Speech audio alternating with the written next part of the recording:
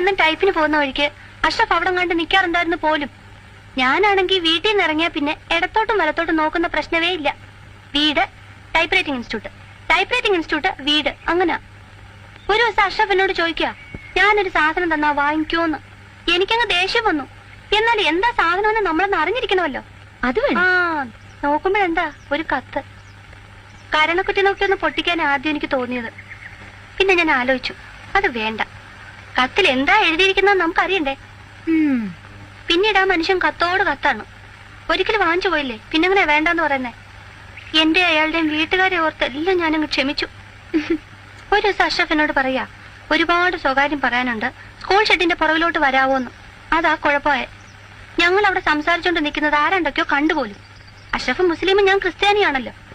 അതിനുശേഷം ഈ രണ്ട് സമുദായക്കാരും തമ്മിൽ ഇല്ലാത്ത പുകിലൊന്നുമില്ല. അടിപിടിയും ബഹളവും ഒന്നും പറയണ്ട, ഞാനിങ്ങ് പോന്നു.